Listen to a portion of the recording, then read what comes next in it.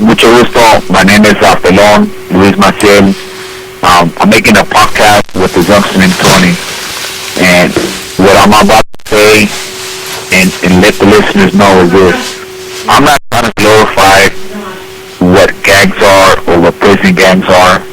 What I'm trying to make people understand is when you get involved in this kind of organizations, you lose one thing. And the one thing you lose is your humankind. Once you lose that humankind in this game, you will never regain that back.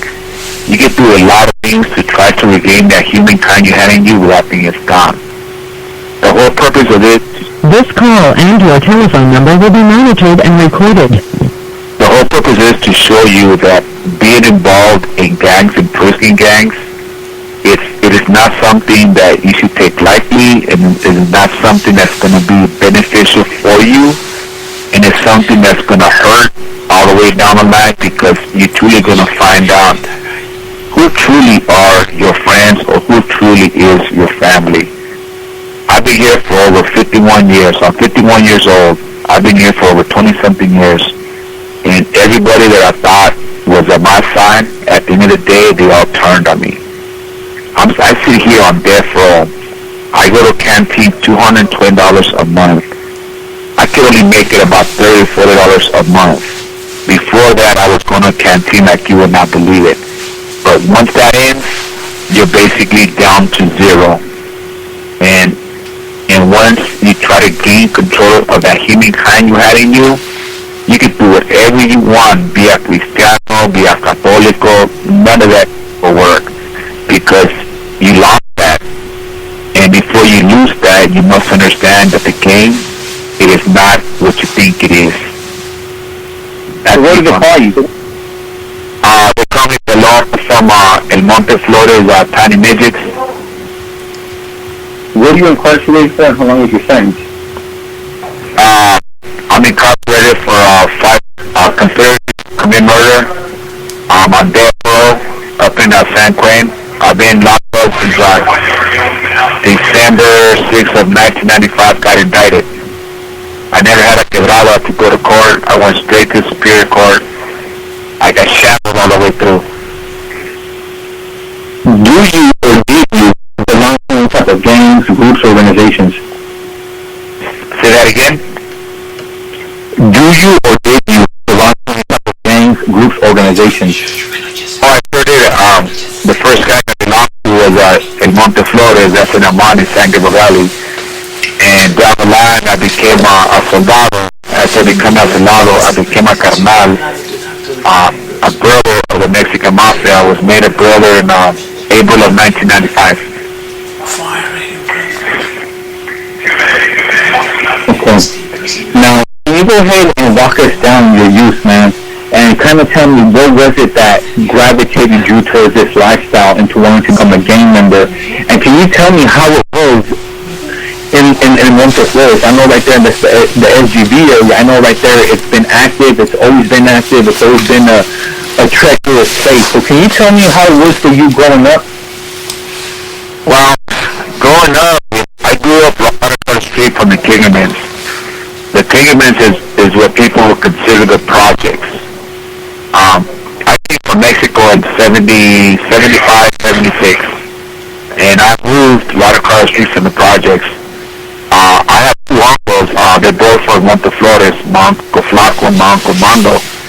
And what got me the gang guy was just listening to the stories.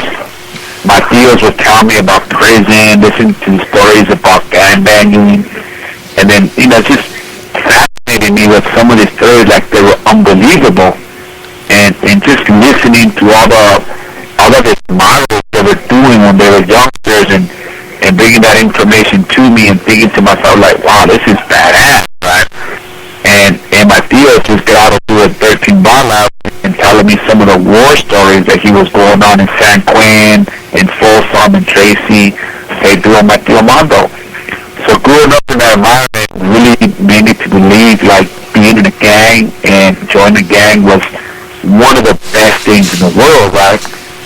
But hearing more and more stories just got me more fascinated, like, holy, I really want to be part of a gang, right? And And when I started first hanging out with my homeboys, we were a bunch of little rugrats kids, 11, 12 years old, running around, riding the streets, street boys. Street boys used to be part of a small gang, but it wasn't a gang. It's just a bunch of little rugrat kids running around the neighborhood, writing stupid things on the walls.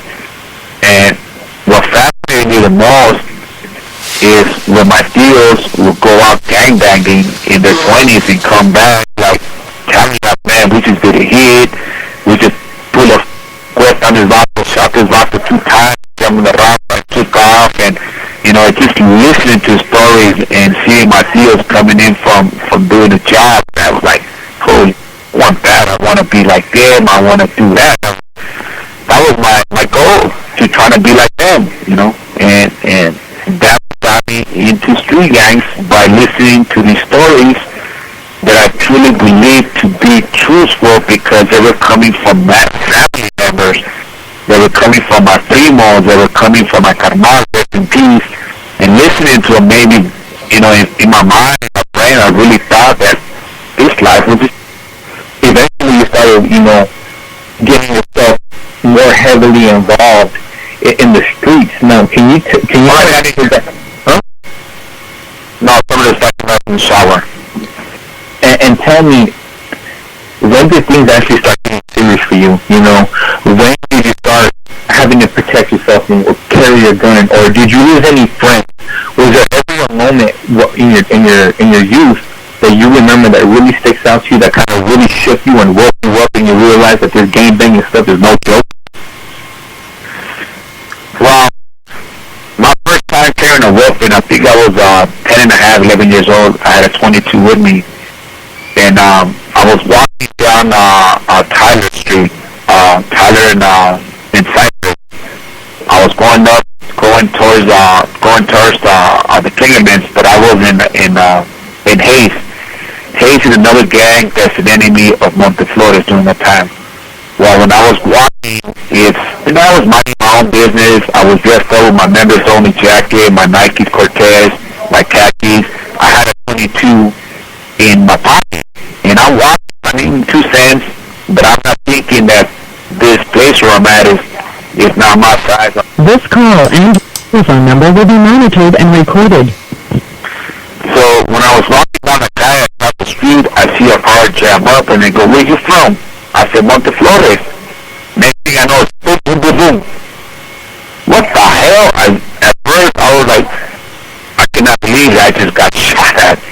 But a gangman was right, and I ran like a pollo. I kept running because I could not believe. When I turned around, that car was still right behind me, right? So I was jumping fence to fence, and I totally forgot that I had a gun in my pocket. By the time I figured out I had it in my pocket, I was already across the railroad tracks. When I went over the railroad tracks, right across the railroad tracks is Ramona and Tyler. Right across from that is the Armani Police Department. So the car, when that other car came over, he actually never went over because he knew that's Armani PD, blah, blah, blah. So as soon as that crashed, that's when I pulled out the gun, and I was so nervous, 11 years old, I started shooting, not realizing that I'm shooting in the air. Never used a gun in my life, don't know what the hell it is, but when it was all said and done, that's when I realized, like, holy, this is what my uncles are talking about, the adrenaline, the high you get, like, the scariness, the readiness, knowing that should last. It's when I realized that this is no joke. This is really no joke.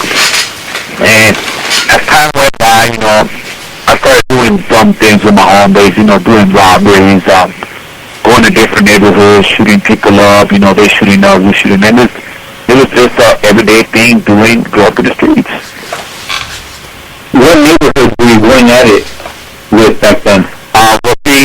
Mostly it's surrounded, you have to understand is growing up listening to stories from my uncle regarding Patrick Grande. Patrick Grande was basically one of our worst enemies. But we also had Alomas, we also had Sandra, and we also had Eastside Bone. These 4 gangs were surrounding us. These were considered to be our mortal enemies. For what reason?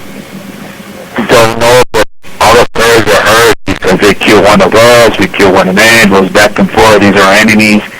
And the major gang that was considered to us are one of our royal enemies. You have 60 seconds remaining. You know, I've always been, for lack of better words, for lack of better terminology, I've always been fascinated with the war that some of these cities have, going way back, 40, 50, 60 years back. But can you tell me why the war with El Monte Flores and Valle Grande, how did it start, and why is it on side with you guys? How did this whole thing play out? Here's the thing on that story, right? And like most clicas, nobody knows why. All the gangs will tell you the same thing. Well, they killed one of my homeboys, blah, blah, blah. When Monte Flores first started, Monte Flores was basically empty lot. When it first started in the Flores, it was all empty lot. And during that time, the original members at the time, his name was Big Al. That was our original older homie. And during those times, there was no such thing as gangs, but there was a such thing as commonality amongst friends, and there was divisions already growing behind women, behind making a little bit of money here and there. And one of the reasons that it first started, from what I was told from my uncle, was that our Papi killed one of my original homeboys, his name was Güero, and that's when the war started. It was over the death of one of my homeboys. So from that day on, it's basically been, they're the first ones that actually came over to our side and killed one of our, I think that was in 62 or 63. But from that day on, we've been killing each other. And nobody has ever taken the time to sit down and say, man, why are we killing each other? You know, I know, whatever happened over a century ago. What is the purpose of us continually killing yourself for a damn guy? It ain't no reason.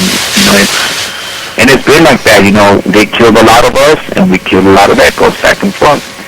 But to be honest, nobody can actually say what was the true reason why it started. The only thing that I do know is when my uncle told me. But then that story that my uncle told me, I was told that never happened. Did you catch what I'm saying? What I'm saying is, nobody knows why.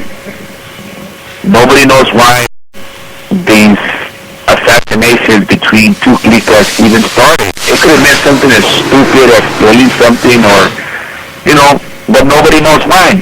Because every time the story gets embroiled to become something that it was not, or that never happened, or this happened. So to be honest, I cannot tell you. I can only tell you is what my uncle told me, and when I talked to my older homie, said that never happened. I'm like, wait a minute, you just lied to me, and I said, well, that's what I was told by so and so, and so everybody's passing the buck to the next older generation. And to be honest, like I said, we don't know why.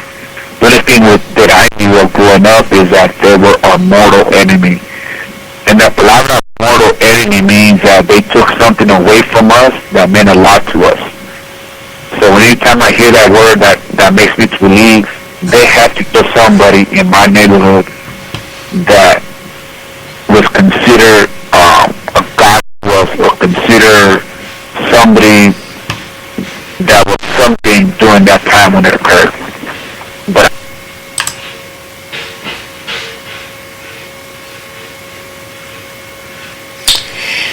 yeah, it's very, very emotional, and everything is going on, and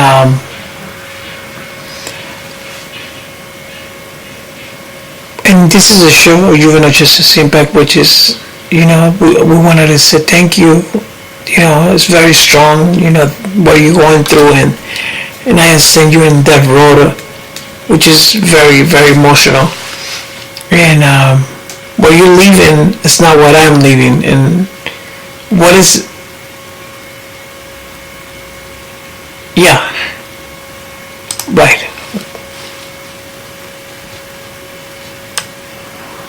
Did you lose anything to this war? Is this somebody that sticks out that hurt you?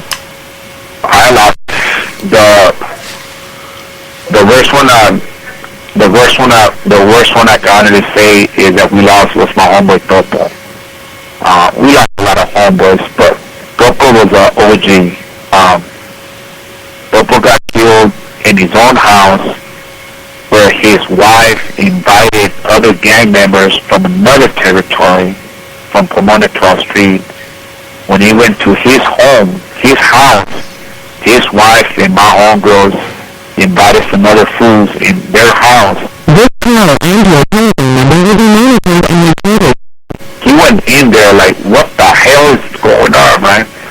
And Topo was considered a good homeboy. He was loyal to the barrio. He was respectful to the barrio. He did everything for the neighborhood. And when he died, that really shook everything up. It shook everything so bad that another of my homeboys went over and killed another guy from that same barrio, from on the 12th Street. But when my homeboy was buried, it was a burial with sadness. It was a burial with hatred. I mean, we all felt the hatred, but we all felt sad. And the reason we all felt that way is because he was a good homeboy. He was a good human being. He was everything. So you could consider he was like a dad to a lot of us. You know, he was a good homeboy, and that really shook me up. Like, man, I was just talking to Buffalo 3 hours ago on Garvey and Miami Road. Damn, they just killed him.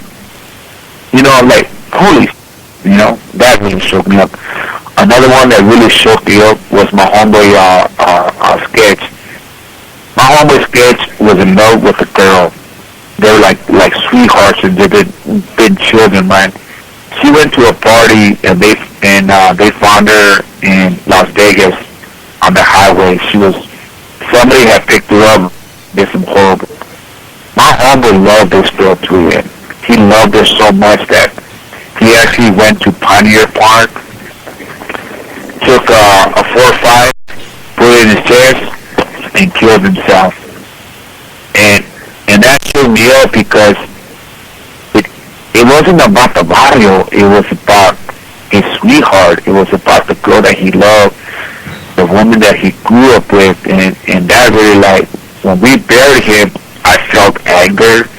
I felt disillusion to see my homeboy in a casket. It was like, you know, I mean, it was just amazing. You know, it's like, what the hell? You know, like, I thought you were better than this, homeboy. You know, to see him there really, you know, and, you know, shot my homeboy, shot boy. I mean, I lost so many homies. You know, it's there's too many to count, but the ones that really touched me are those two, Topo and my homeboy Sketch. Those were the only two that touched me, because I knew them, I hanged out with them, I seen the love that they both have for different things, but it was still the love.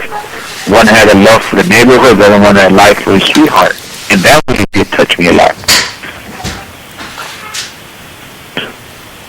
When did you first come in contact with somebody of power? When did you meet the first Emma brother, and how was that like, and how did it take a liking to you, and how did you start getting involved? Well, that's a funny one, right? Because growing up in the Kingdomans, right, I first met, well, I knew who Weathershai was. Weathershai is a carnal from Artesia. I know who he was because the guy that I used to hang with, his name was Flaco. That was Wedo's stepson. That's not his real son, it's his stepson. His mom is my homegirl, Bunny. And during that time, I'm talking back in the 70s, and Bunny was being with a paisa. That paisa was a drug dealer in the neighborhood. And I'm going inside the Kingdomans, and I see my homeboy Spada, my homeboy Copper, my homeboy Savage, my homie Musk. They all running. I'm thinking, like, what's they running for, right? And they're all running because Wedo just came in. I'm thinking, man, that's Flaco's dad, man. But I didn't realize the power that this man had, that some of my homeboys were about something, that they didn't want to be seen in the same area where he was because they were that scared of him. I didn't know this, right? So, like, man, that's Flaco's dad, right? So when I walked in, I'm talking to Flaco, which is Weddle's stepson, and I'm looking, and Weddle, he's about 6'1", 6'2". He's a big old, he's not Mexicano, he's white, but he lived Mexicanos all his life. But he has so much power in him that his voice, the way he walked, and the way it made some of my homeboys like turn around and walk the other way, and made me think like, who is this guy? You know, why is this guy has so much power? He's not even from my neighborhood, but my homeboys are walking away. Who is this guy? And when I first met him, I was like, wow.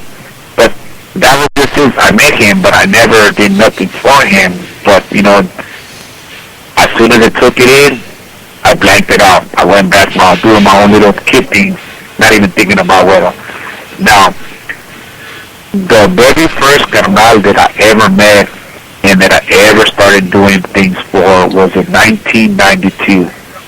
His name was Dag Wolf from Compton, San Luis, and Frankie B from Merced. Dag Wolf was a carnal that had a lot of power. And when I first met him, listening to his words, how he got me to believe that being a soldado, being part of his crew, would bring me up and would show me riches, would show me all this. That just listening to his words, man, realized like this guy is about something, man. And when this guy tells me, look, your name is so-and-so, you're from Flores, this is what I need you to do. I need you to go all over San Gabriel Valley. I need you to find all the representatives from all the barrios in here. If anybody gives you any lift, here's my numero, here's a photo, you tell them that I send you down here. And I'm thinking like, is my really for real? If I go to Basse Grande, if I go to Sandra, if I go to Loma, they know I'm from Flores, I'm 6 feet under, right? So I said, you know what, okay, let's roll. So I was really shocked and surprised that the first place I went to was Lomas, and I went to their territory, to their heart, because every gang has a certain place where they all hang out. But when I was in that car, they knew my car. Right away, they were whistling like, oh, they come to Flores and blah, blah, blah. And next thing I know, I noticed all the gang members just stopped. They didn't stop for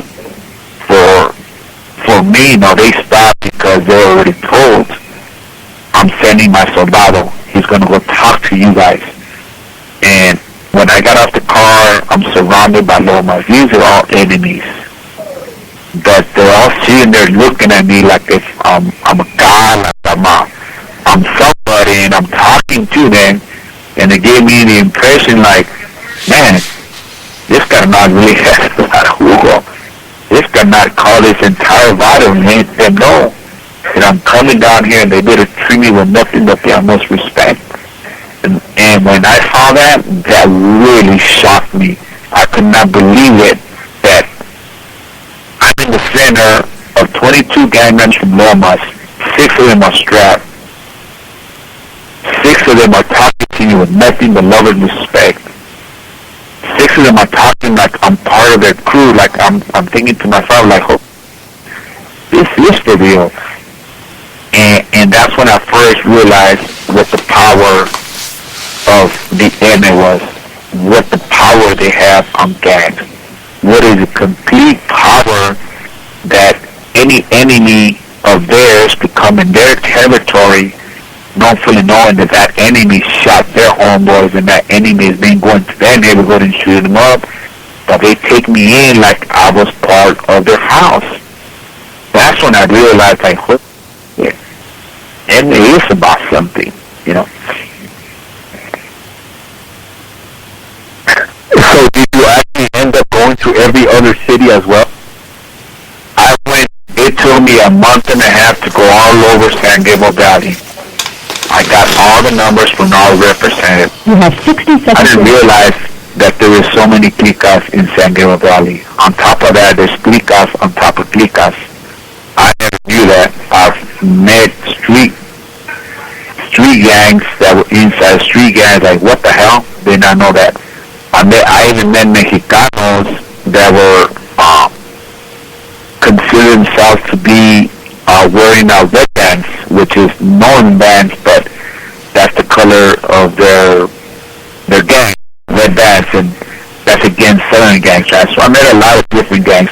Once I got all the addresses and I got all the information that the hermano needed, I contacted him, and he asked me, okay, I need you to call the representatives, and I need you to bring him in to this bar. Now, this bar that I'm going to talk about, I'm going to tell you how this bar came about. This bar belongs to a biker.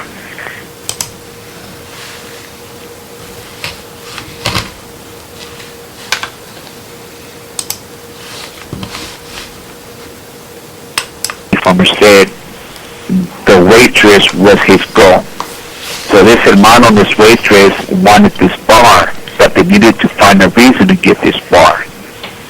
So the ruca was working in the bar, and she started screaming and yelling that she's got by the owner of the bar, blah, blah, blah, right? So Frankie D, along with other soldados, went inside that bar, had that man sign the bar over to him. Now, this guy is a biker, so he has connections with the Mongols. The Mongols is considered a biker gang. Now, a week later, we're supposed to have a meeting at this bar with all these different gang members from all these cliques.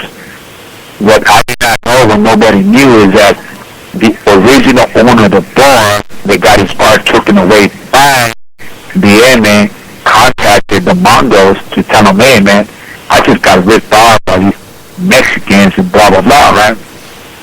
Ben Nones is, we're inside, there's about 32 of us inside. We're having a meeting with the senor. Ben Snow's bikers come in like, whoa, whoa, whoa. Ben to know that the head honcho of the biker gang knew Dagwood.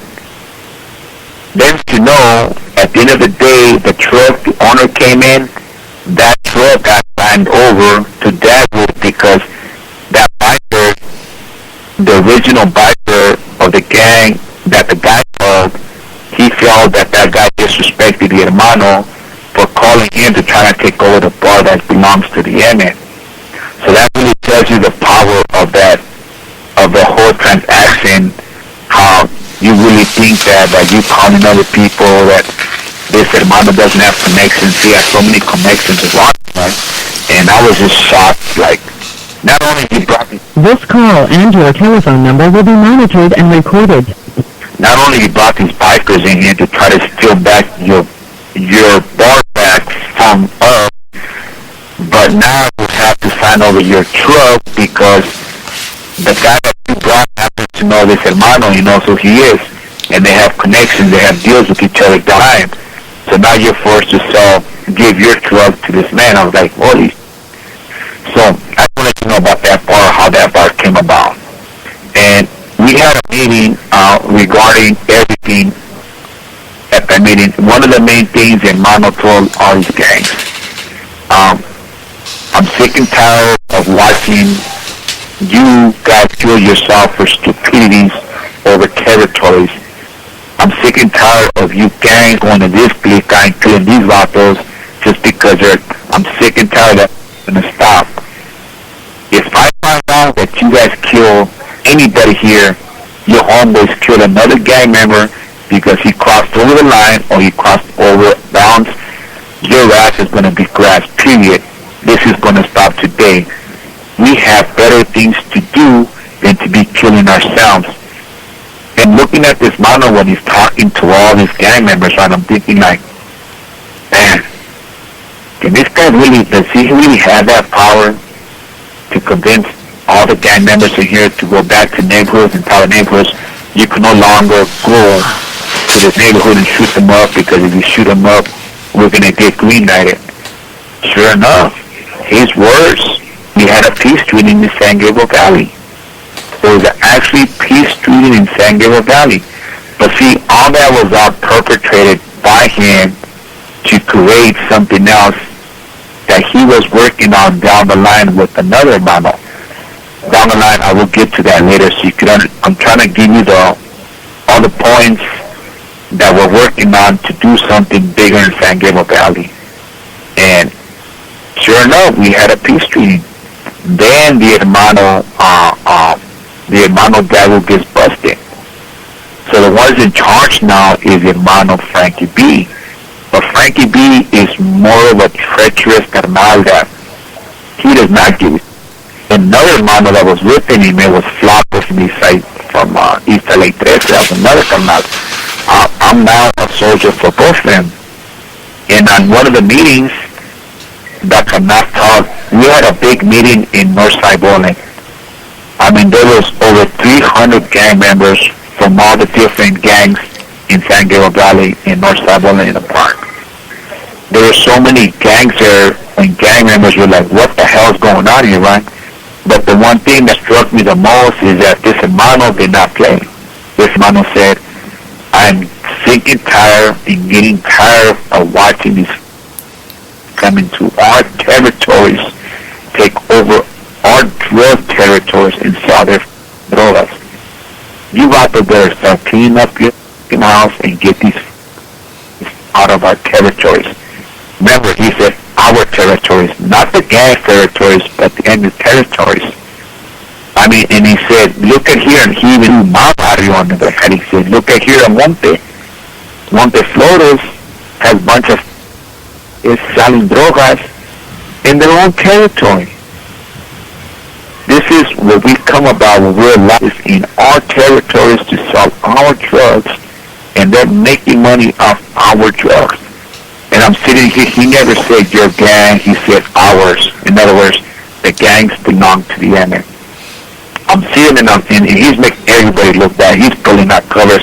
You got here, the word means African American. He's talking about African Americans selling drugs in Hispanic territories. And he viewed that as a disrespect for the enemy and also disrespect for the raza. Sure enough, after that meeting was broken up, I myself got arrested for exactly what the men ordered us to do. There was an African American selling drugs in my neighborhood, in one of the motels. Me, my homeboy, and another person. I don't want to say that person's name because blah blah blah. And I took a baseball bat and I beat the whole out of him with the baseball bat. I got arrested for assault and battery. There's quite a few guys on the roll for killing African Americans, for that carnal, for telling them to kill. So once we clean everything up, all the territories, everything up, boom, Frankie B gets arrested. He got arrested. When he got arrested in 93, Wedo Shai from Artesia comes up. Wedo Shai from Artesia is a cold-blooded carnal. He don't play around. He's just cold-blooded, period. He don't play around. What I was trying to tell you earlier from the hermano Dagwood, that he was setting it up, what he was doing, he was setting up San Gabriel Valley so that when Wedo got out, Wedo had all the information of who was doing what, because now he's taking over the entire thing of San Gabriel Valley. And that was my job. When Wedo got out, Wedo told me straight out, look here, Monte, I need you to find out who's selling what, who's doing what, and you bring me all the information. So first I had to get a crew. I got a crew of my homeboys. And once I found out what all the connections were at, who was selling what, who was doing what, I got all that information.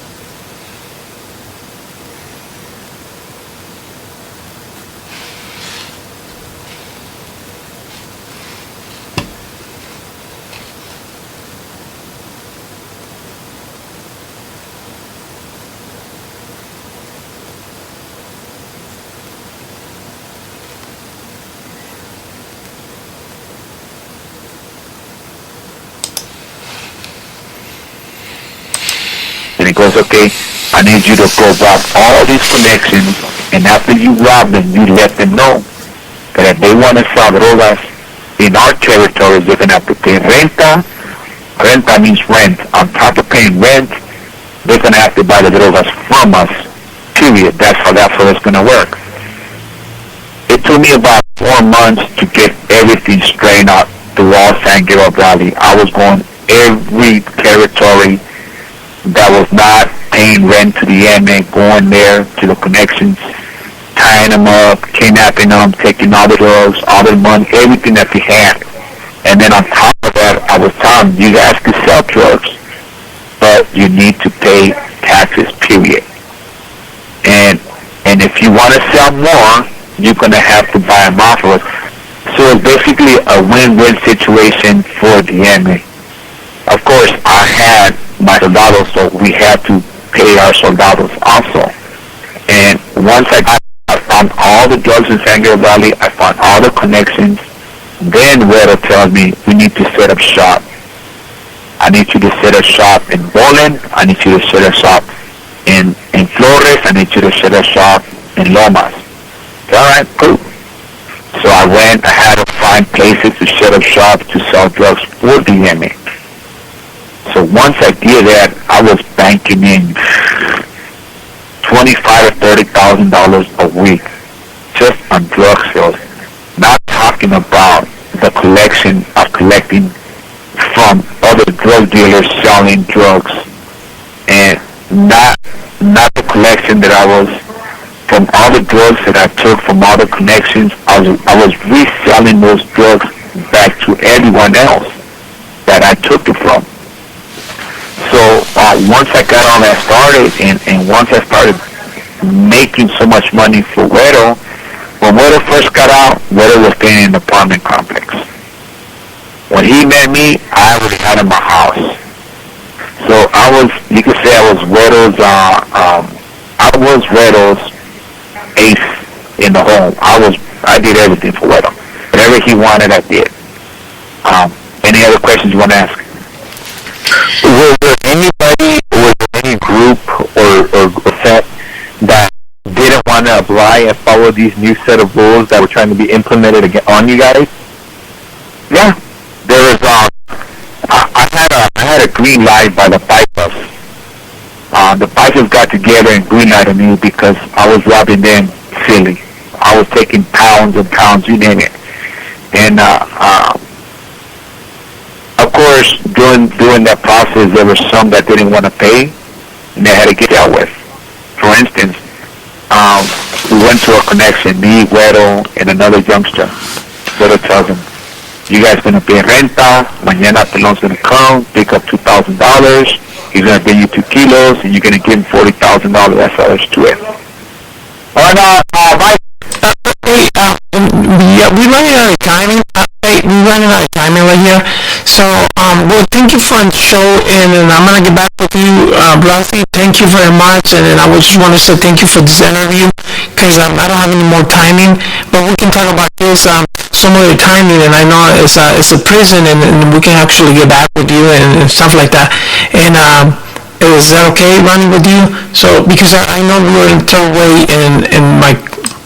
Okay. Okay. My question? All right.